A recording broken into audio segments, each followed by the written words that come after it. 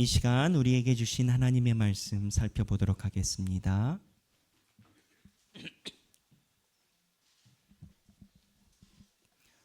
마가복음 7장 36절에서부터 37절입니다.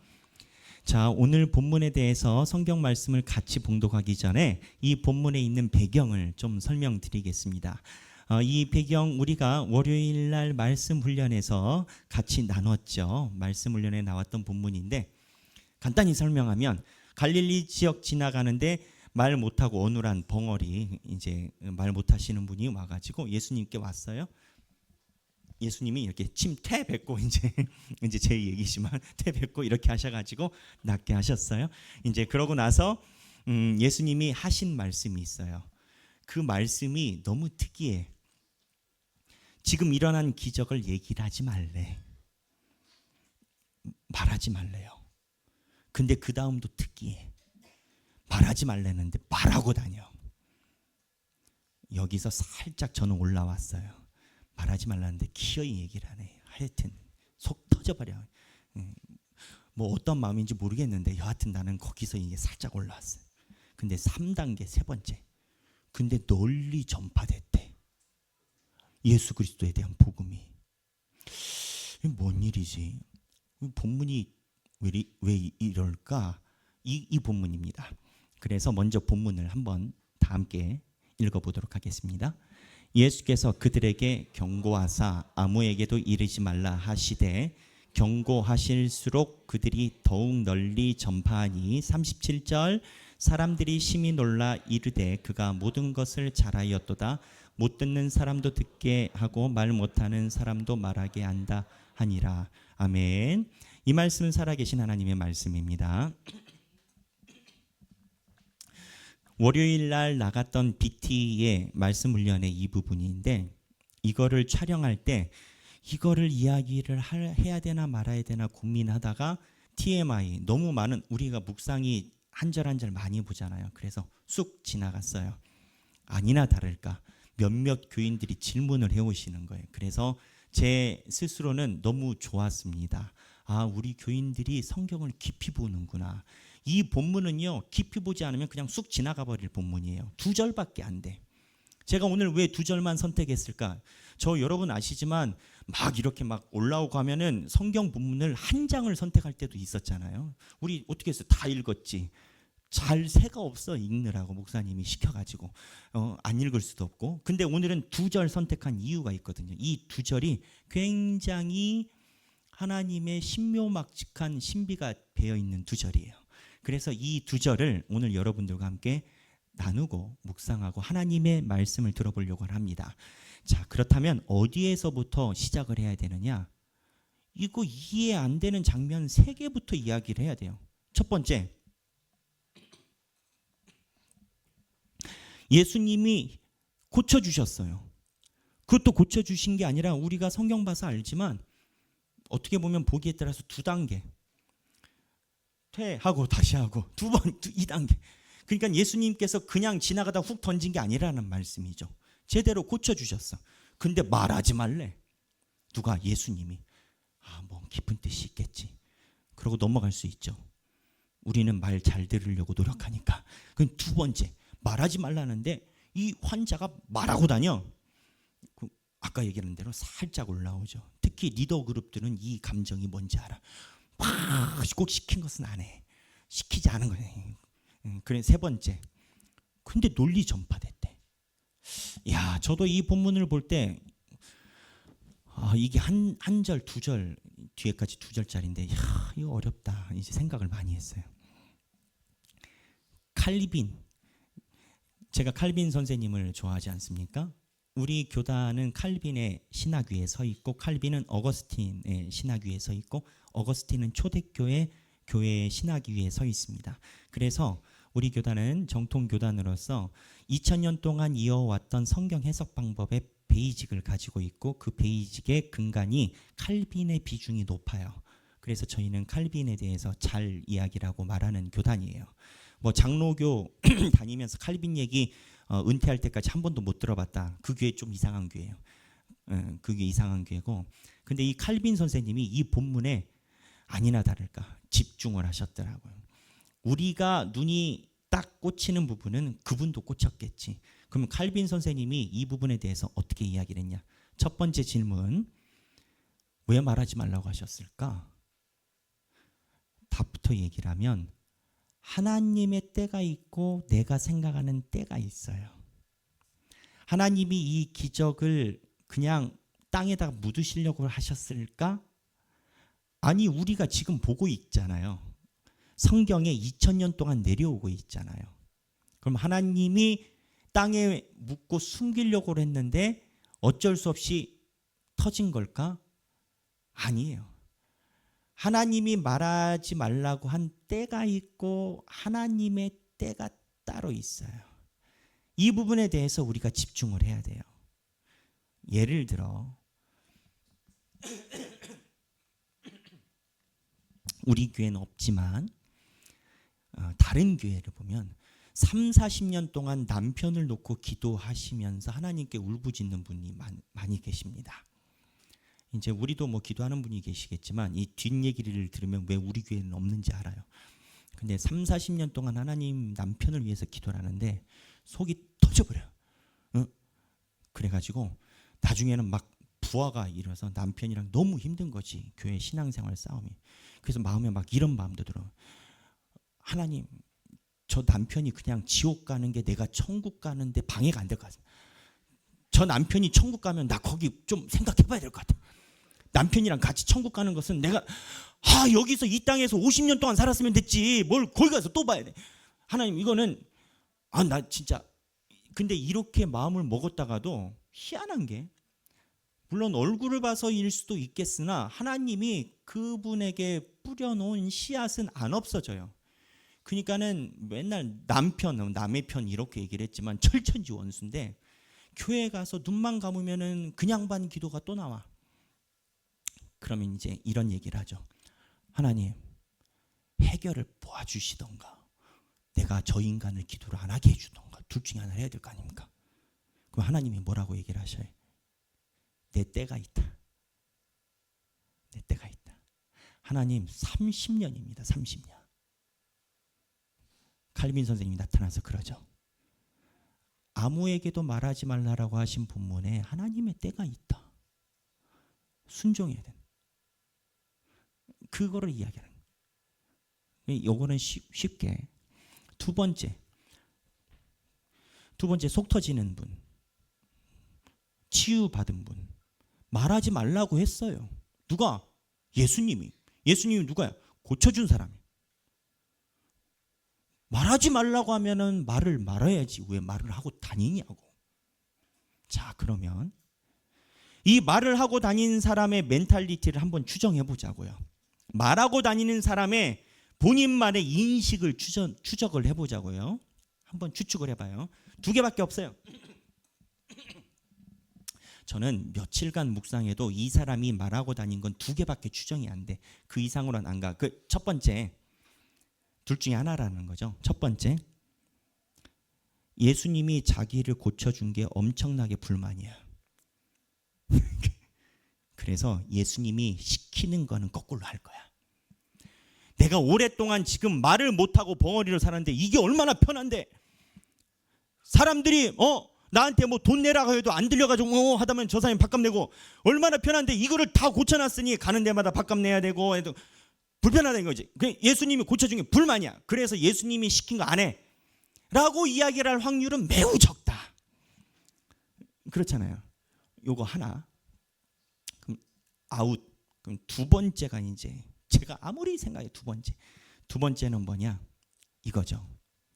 그 여러분 충청도 사람들에 대한 코믹 같은 일화가 있어요.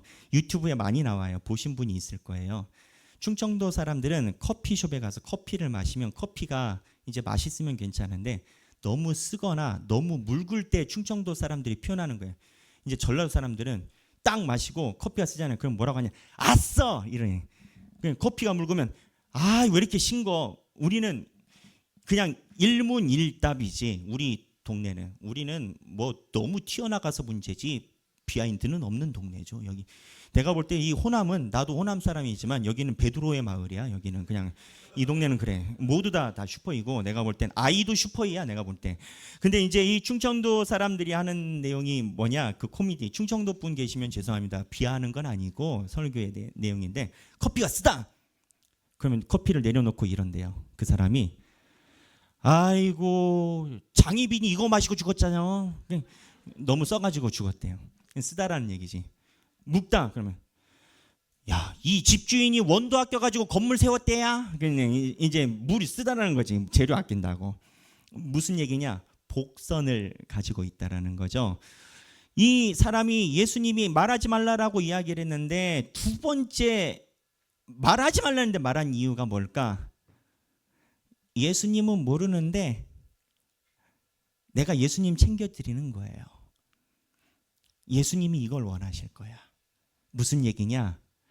이 사람이 자기가 하는 행동이 예수님이 싫어하는 행동이라고 생각하지 않는다라는 거예요. 얼마 전에 얘기를 했죠. 바보는 자기가 바보라고 생각하지 않아요. 세상 사람들이 이상한 거지. 바보는 자기를 바보라고 절대 이야기하지 않습니다. 무슨 얘기예요? 바보의 세계와 세상의 세계가 다른 거예요. 지금 이 사람은 예수님을 본인 생각엔 예수님의 말씀에 거역하는 게 아니에요. 예수님 챙겨주는 거야. 그런데 칼빈이 이 얘기를 합니다. 종교적인 열심과 신앙의 분기점이다. 종교적인 열심이에요. 그리고 신앙이에요. 종교적인 열심은 열심만 있어. 근데 없는 게 있어. 순종이 없어요. 예수님이 말했으면 순종을 해야 되잖아. 근데 종교적인 열심은 절대 순종은 없어요. 이게 커지면 어떻게 되느냐?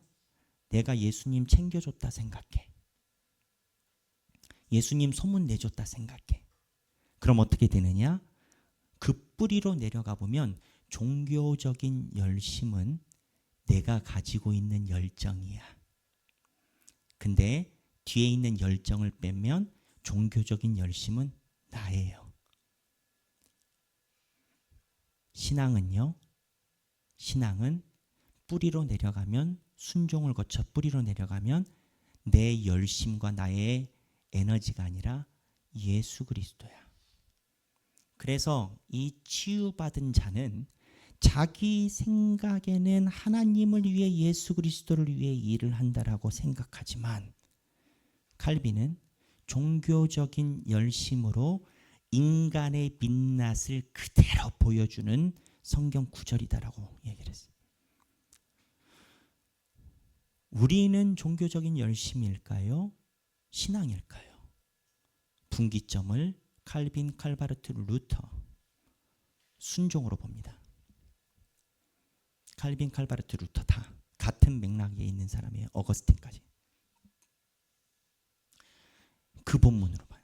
그러면 이분들이 진단한 이 나병이 아니라 말 못하고 우리가 요즘 마가복음에서 환자를 너무 많이 만나가지고 환자 대잔치여서 이제 조금 가면 이제 환자들 쉬시는데 이제 이 말 못하고 이분들을 이렇게 봤을 때 종교적인 열심이 있고 신앙이 아닌 모습이잖아. 근데 그 다음 장면이 이해가 안 돼. 여기 널리 전파됐다라는 그 본문이 있죠. 널리 전파됐다라는 본문이 헬라어 원문을 찾아가 보면 케리그마라는 단어를 썼어요. 케리그마 단어에서 파생된 단어를 썼거든요. 제가 헬라어 히브리어 안 갖고 와요. 선배님들 막 헬라어 히브리어 갖고 와서 하는데 그게 좀 나는 좀 그렇더라고. 그래서 헬라어 히브리어 원문 안 갖고 오는데 이 원문에 널리 전파되었다라는 이 본문이 케리그마라는 단어에서 파생된 어휘를 갖고 있는데 케리그마가 뭐냐? 사도행전에서 하나님의 복음이 전파될 때 주님의 복음이 전파되는 것을 표현할 때 케리그마를 써요. 일반 말이 전파되고 누룩이 전파되고 이땐 단어가 달라요. 근데 왜 종교적인 열심을 갖고 있는 이 양반이 할 때 널리 전파되었다라는 캐리그마 단어를 썼냐고. 그건 너무 좋은 단어거든요. 마가가 실수했을까? 아니. 마가가 얼마나 꼼꼼한데요, 마가가. 마가복음이 가장 구조가 치밀하게 짜여져 있는 성경이 마가복음입니다. 샌드위치 구조로. 마가가 왜 캐리그마를 썼냐고. 칼빈은 이렇게 얘기를 해요. 하나님이 우리가 연약함을 아시기 때문에 본인이 직접 개입하여 자기 계시를 하셨다라고 얘기를 해요. 이런 거죠. 제가 이제 그렇습니다. 얼마 전부터 제 비서를 하나 뒀어요. 돈을 조금 주고 비서를 고용해서 누구? AI. 이 AI에게 제 설교를 집어넣어요. 분석해봐라. 보고 네가 어떻게 평가하냐. 가끔 얘가 살짝 빗나갈 때 있어요. 그래서 내가 야 그거는 우리 쪽 해석이 아니야. 다른 각도로 다시 시도해봐. 그러면 죄송합니다 박사님 뭐 그러고 이제 또 바꿔. 열심히 트레이닝 시키고 있어요. 하나 갖고 쭉 트레이닝 시켜야 되거든요. 아시는 분은 아시지만 AI에다가 집어넣었어. 근데 AI가 제가 얘기를 했잖아요. 이 널리 전파된 이유가 우리가 죄가 많아요. 그리고 우리가 죄가 많고 우리의 삶에 대해서 하나님께서 주신 사역을 우리는 다 감당하지 못해. 감당하지 못하는데 하나님께서 이거를 그냥 놔두시는 게 아니라 직접 개입하셔서 하나님께서 개입해서 우리 삶의 믿음으로 자기를 비추시고 물꼬를 하나님이 바꿔버려요. AI가 이걸 어떻게 비유했냐? 소설을 썼어요. 소설을 쓰는데 소설 작가가 스토리를 짰는데 짜다가 보니까 자기도 모르게 스토리가 이상하게 나갔어. 구조가 잘 안 맞아. 그러니까는 밖에서 소설 쓰던 소설 작가가 소설 안으로 들어가 버려. 그래서 소설 안에 소설이 인물이 돼가지고 자기가 수정하고 다녀. 왜 널리 전파됐냐? 그 순종하지 않은 입이 고쳐진 벙어리가 잘해서가 아니라 하나님이 개입하셔서 수습하고 완성시키셨다는 거예요. 칼빈. 여러분은 이 칼빈이 이야기라는 이러한 지적에 어떠한 마음이 드십니까? 저는 직업이 목사예요. 직업이 목사예요. 그게 무슨 얘기냐? 아침부터 저녁까지 저는 교회 일을 생각해요. 그리고 아침부터 잠들 때까지 교회 일을 다뤄요. 저는 그런 인생이에요. 여러분들은 이제 평일날 세상에서 또 기독교인으로 살아가야 되는 경계선에 있는 장이지만 저는 직업이 이걸로 살아가는 사람이거든요. 근데 저에게 큰 두려움은 뭐냐? 내가 하나님의 일에 열심을 내거나 내지 않느냐가 저의 두려움은 아니에요. 난 최선을 다하려고 하거든. 아침부터 저녁까지 머릿속에 맨날 돌고 있고. 근데 나의 두려움은 내가 주님께 내 시간을 최선을 다했냐 다하지 않았냐 그거는 절대 아닌데 내가 주님께 최선을 다한 그 시간이 여기 에바다 본문에 나온 벙어리처럼 방향이 틀려서 나의 종교적인 열심인가? 라는 두려움을 저는 갖고 있어요. 내가 주님의 교회를 향한 행동이 바보는 바보를 몰라본다라고 내가 이야기를 했는데 내가 바보가 될까 봐. 나는 그 두려움이 있어요. 하나님께서 원하지 않는 열심에 내 인생을 허비하고 싶지 않아요. 내가 우리 하길교회를 설립하기 전에 하나님께 간절히 했던 기도가 하나님 제가 어차피 평생을 목사로 살아가기를 주께서 허락해 주셔서 살아가는데 내가 말씀 보는 데만 집중할 수 있으면 좋겠어요. 내가 다른 것에 내 시간과 젊음과 에너지를 쓰는 게 난 너무 의미가 없는 것 같아. 하나님께서 기도를 들어주셔서 지금 하길교회에서 그렇게 목회를 하고 있어요.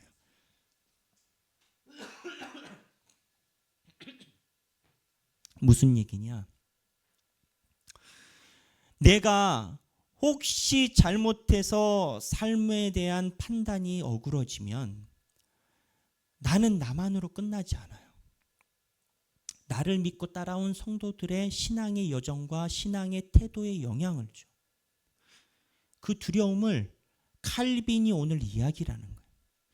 혹 네가 잘못 방향을 잡았다 하더라도 하나님이 개입하셔서 전지적 작가 시점처럼 모든 것을 다 이루신다라는 거예요. 하나님이 나의 완성도를 보시는 게 아니라 내 열심을 보실 뿐이고, 어차피 나는 부족하기 때문에 하나님이 널리 전파되는 역사에 직접 관여하고 개입을 하신다. 성도들도 저와 비슷한 고민을 아마 하실걸요. 우리 하길교회 성도들 보면 날마다 말씀 훈련을 해요. 말씀 훈련할 때 시간을 얼마나 쓰십니까? 제가 알기로는 날마다 말씀 우리는 또 올려야 되잖아.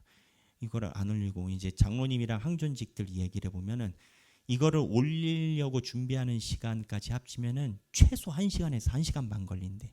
왜요? 했더니 목사님 강의 한 번 들으면 20분. 쓰려다가 잠깐 생각이 아리까리 해가지고 다시 한번 들으면 40분. 그래서 정리를 했는데 이게 맞는지 안 맞는지, 괜히 잘못 올렸다가 목원들한테 창피당할까, 이거 내 바닥 드러날까 고민하다가 30분. 그리고 올리면 1시간이 지나간다는 거예요. 근데 그 과정이 다 복된 과정이죠. 왜? 어쨌든 성경 하나를 잡고 끙끙거리는 시간이 여러분이 깨어있는 시간 중에 1시간은 하나님께 드린 거니까. 그래서 그거에 대한 결과가 중요한 게 아니라 하나님의 말씀을 그렇게 씨름했다라는 게 중요한 건 거예요. 근데 이거 그렇게 여러분들이 삶을 살아간단 말이에요. 근데 삶을 살아갈 때 내가 하나님께 이쁨 받을지 이쁨 받지 않을지 성경을 보다 보면요, 초신자 때는 내가 하나님께 무조건 이쁨 받을 것 같아. 왜? 나는 주일날 예배 드리러 갔거든. 하나님도 목사님이랑 예배해서 그날 예배 잘 드린 것 같아서 임재하셨어. 그리고 나서 문 닫고 나가면서 이제 난 내 삶을 살아야지 이러고 가서 이제 마음이 편해졌는데, 목사님 말한 대로 성경을 읽다 보니까 신앙이 성장하면 성장할수록 부담이 생겨. 무슨 부담? 성경은 자꾸 우리에게 뭘 얘기를 해. 성경이 이야기라는 걸 부인할 수가 없어. 무슨 얘기냐? 초신자 때는 몰랐는데 성경을 보니까 내가 100점짜리 성도가 아니구나를 자꾸 누가 얘기를 안 해도 성경이 나를 자꾸 때려. 그러면 어떠한 마음에 사로잡히냐? 내 신앙 괜찮은가? 내가 올바른가? 이거를 할례스비 기도에서 다뤄요. 오늘 나눌 불신앙과 신앙의 경계를 다뤄요. 할례스비는 간단하게 이야기를 하죠. 그 불안감을 갖고 있는 자는 구원의 반열에 들어간 자다. 역설이에요. 하나님의 빛을 갖고 있는 자가 불안감을 갖고 있는 거예요. 하나님의 빛이 없는 자는 암흑 속에 있기 때문에 분간하지 못해요. 근데 분별력이 생겼는데 이게 나를 비추니 괴로운 거야. 그때 칼빈이 나타나죠. 칼빈이 오늘 본문 이야기를 하면서 너희들의 온전함으로 너희들이 구원받는 것이 아니라 하나님께서 직접 개입하여 널리 전파되는 사건을 완성으로 이룬 것처럼 너희들을 인도하실 거라는 거예요. 저는 은혜 많이 받았어요. 저는 언제나 선택과 판단을 해야 되기 때문에 때로는 냉철한 판단을 해야 될 때도 있기 때문에. 모세도 그랬잖아요. 모세도 이스라엘 백성들이 십계명 산에서 내려올 때 금신상하고 있을 때 레위 족속 서라 해서 다 죽여라. 다 죽여라. 모세가 다 죽여라 할 때 마음이 어땠을까? 내가 모세였으면은 여러 마음이 들었을 거예요. 그러니까 내가 내 신앙에 섰을 때 언제나 동전의 양면처럼 내가 혹시 에바다에 있는 그 벙어리처럼 오판하고 잘못된 길을 간 것 아닐까 라는 내 마음속에 있는 신앙의 음성을 들을 때 너무 괴로운데, 그때 내가 잘했다가 아니에요, 잘할 것이다도 아니에요. 에바다에 있는 이 벙어리처럼 혹 내가 어긋나더라도 주께서 개입하여 널리 이루신다. 저는 이 부분이 너무 마음에 은혜가 됐어요. 지금도 은혜가 되고 앞으로도 그럴 것 같아요. 왜? 내가 부족한 걸 아니까. 내가 부족한 걸 아니까. 가끔은 이제 그런 생각도 해요. 하나님 왜 나를 부르셨을까요? 이제 그 생각도 해요. 나 말고도 많을 것 같은데.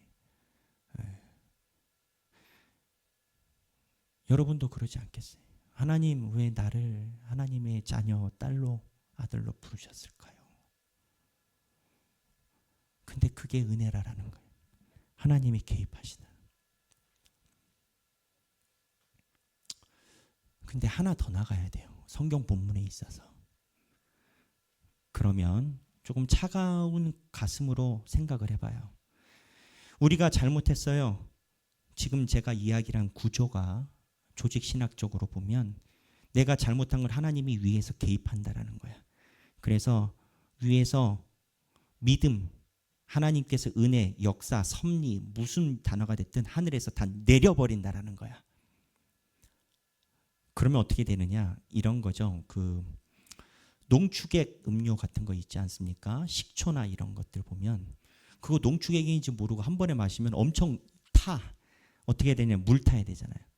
근데 이 물을 많이 타면 어떻게 되냐? 희석이 되잖아요. 그래서 농축액은 1ml인데 물을 한 10리터 넣어버려. 이건 농축액이 아니야. 그냥 물이야. 저는 은혜를 그렇게 이해했어요. 하나님께서 내가 가지고 있는 잘못을 물을 많이 넣어가지고 희석시켜서 없는 듯한 느낌인데, 솔직히 얘기하면 농축액은 있긴 있지. 안 느껴지는 거예요. 내 죄가 있지. 근데 하나님의 은혜로 내가 안 느껴지는 거지. 여기까지는 내 사고가 가요. 근데 이 다음에 본문에 이번에 묵상을 하다가 제가 알게 됐는데, 신학적으로 첨예하면서도 오랫동안 주옥 같다라고 종교개혁자들이 꽂혀있는 성경 구절이 있음을 알게 된 거예요. 하길교회 섬기면서 제가 이 본문을 얼마나 많이 읽었겠어요, 여러분? 예? 얼마나 많이 읽었겠어요. 근데 이번에 그 본문이 뭐냐? 신비한 본문이, 이 농축액 비율에 관련된 본문이 뭐냐?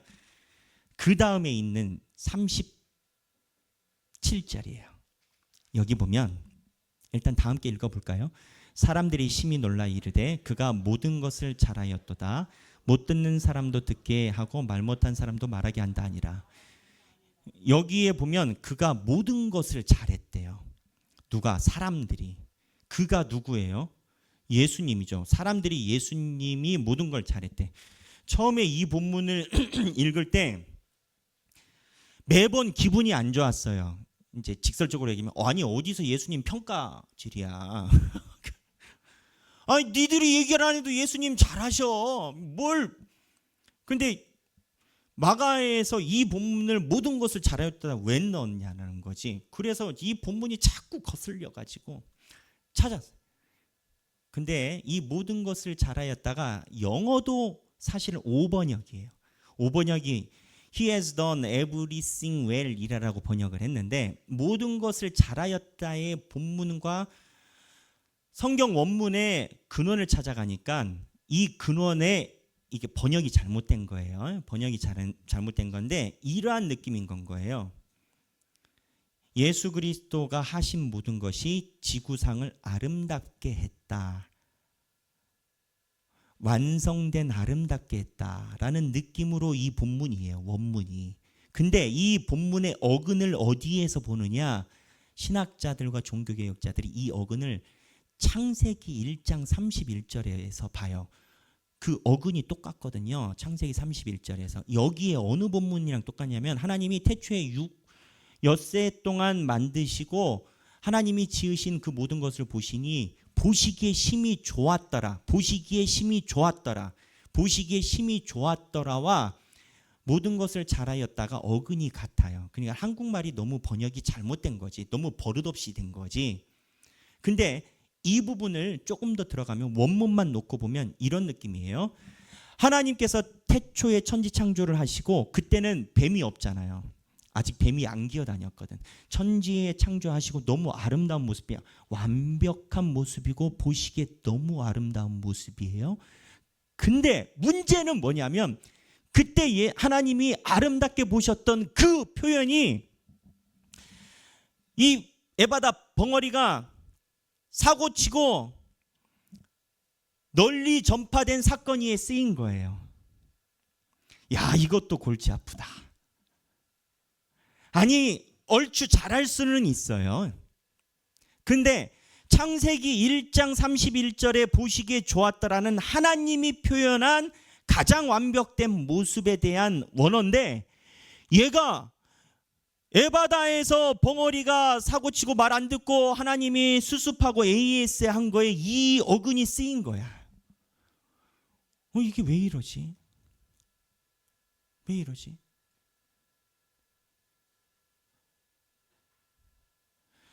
모든 해석은 하나님이 이 장면을 창세기에 있었던 그 장면과 동일하게 보고 계시다라는 거예요. 어떤 장면? 에바다 그 벙어리가 말 안 듣고 널리 전파되고 있는 장면이 창세기에 있는 모습과 동일하게 보고 계시다는 거예요. 왜? 한참을 기도했어요. 그때 하나님께서 이러한 지혜를 주시더라고요. 야, 영기야, 너는 지금 네가 가지고 있는 생각에서 네가 잘못한 게 1%고 내가 99%를 부었다라고 믿지. 종교개혁에 그러한 신앙에 대한 신학이 있죠. 근데 1%는 있는 겁니다. 내 잘못은 있지. 근데 그때 하나님이 이 본문에서 나에게 주셨던 마음은 그 1%를 99%를 부어버린 내 은혜가 감염시킬 것이다라는 거예요. 감염이 돼서 화학적으로 물리적으로 99%의 은혜와 동일하게 만들어버린다는 거예요. 영기야, 너는 네가 생각을 할 때 물이 99리터 중에 1리터가 남아있다라고 생각하지. 근데 내가 성령으로 임하면 그 1%를 내가 감염시켜서 동질화시켜버리는. 제가 이 본문을 묵상하면서 자리에서 많은 시간을 보냈어요. 하나님 신앙인들은 언제나 하나님 앞에서 부족함을 느낍니다. 근데 하나님의 선하심이 나의 부족함을 희석시키고 종결에는 감염시켜 버리시는. 그래서 믿음은 우리 것이 아니에요. 하나님이 주시는 거예요. 믿음이 없어요? 하나님께 구하는 거예요.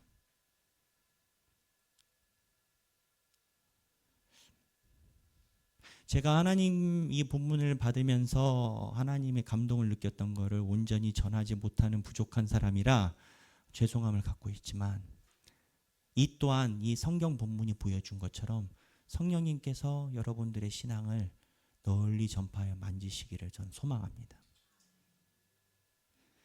그때 제가 드는 생각이 그거였어요. 하나님께서 나를 감싸고 계시구나. 그리고 하나님께서 나를 감염시켜 가시는 과정이구나. 내가 부족해요. 내 마음에 성경이 있고 말씀이 있기 때문에 빛과 어둠이 공존해요. 그래서 바울도 로마서에 보면 오라 사망의 법에서 누가 나를 해방하랴라고 얘기하는 거예요. 바울도. 근데 오늘 본문에 주께서 걱정 마라. 내가 희석시키고 감염시키겠다라고 얘기를 합니다. 이 주님의 말씀이 저와 여러분들에게 위로와 신앙생활의 용기가 되시길 주님의 이름으로 축원합니다. 우리 이 시간에 함께 찬양합니다. 선한 능력으로라는 찬양을 함께 하기를 원합니다. 이 가사를 보면 그렇습니다. 내가 선한 힘에 고요히 감사였대요. 이 곡은 여러분 아시다시피 보네포 목사님이 처형을 앞두고 썼던 시에 곡을 붙인 거예요. 보네포 목사님은 누구냐? 나치가 잘못할 때 나치에 대해서 항거했던 개신교 목사님이에요. 사형을 앞두고 이 가사를 썼고, 가사가 아니라 본인의 고백이죠. 결국 사형당하셨어요. 마지막 순간에 주님의 선한 힘이 나를 고요히 감싼대요.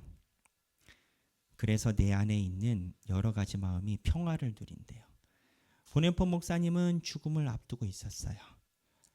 빛이 있었기 때문에 나의 어두움도 알고 있어요. 평화를 누리. 나 그대들과 함께 걸어가네. 나 그대들과 한 해를 여네. 주님의 선한 힘은 나에게 끝나지 않아요. 함께 걸어가는 공동체에 묶여 있어요. 성령님은 개별적으로 역사하지 않아요. 지나간 허물의 어둠의 날들이 무겁게 내 영혼을 짓눌러도 빛을 받기 때문에 어둠이 있음을 알았고 내 영혼을 짓눌러요. 주여 외면하지 마옵소서. 나를 구원하옵소서. 약속의 구원을 이루소서. 처형을 앞두고 있는 목사님이 구원에 대한 확신이 없었을까요? 아니죠. 확신과 내 안의 고통은 다른 것. 그런데 그 선한 힘이 우리를 감싸시니 하나님의 선한 힘이 나를 감싸시니 그 선한 힘으로 내가 일어나기를 기대해요. 주님이 언제나 함께 하셔서 그 선한 힘으로 오늘 본문을 얘기를 하면 그 선한 힘이 나를 감염시키시기를 고백하고 사형당한 이 찬양 하나님께 올려드리며 우리 또한 주님의 선한 능력으로 인도되기를 찬양하겠습니다.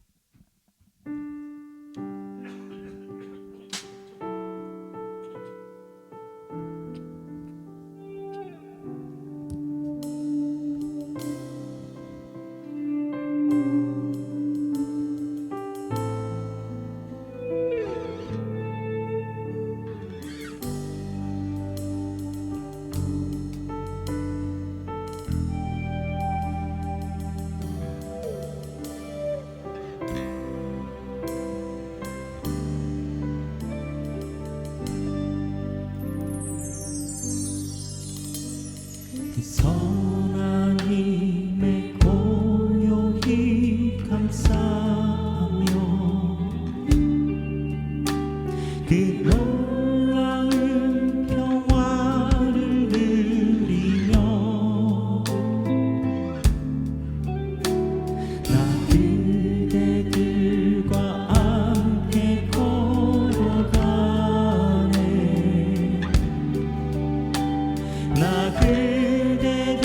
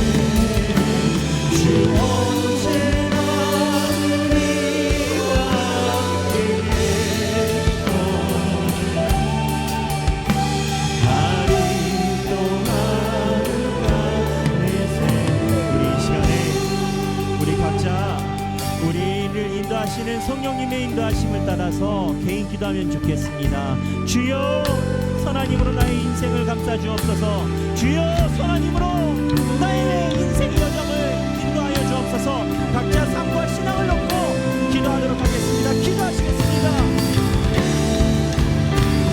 주여